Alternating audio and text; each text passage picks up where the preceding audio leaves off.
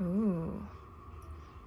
My phone keeps adjusting the brightness, so it's hard to see the differences, but that is really cool. Ooh, dim.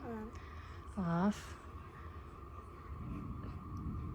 It is a great mirror. It is not battery. You do have to plug it in, and it's a USB without the plug. So we just provided our own plug, but it's a great size to turn just a little compact desk into a vanity. We love it, we love it, we love it. We got a white frame. It's so cute.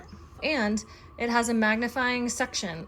Where's that? We're not using it, but we kept it and she can use it. So you can section it onto there, but it's so small we didn't want to take up the space there, but it does have a section, so that's cool.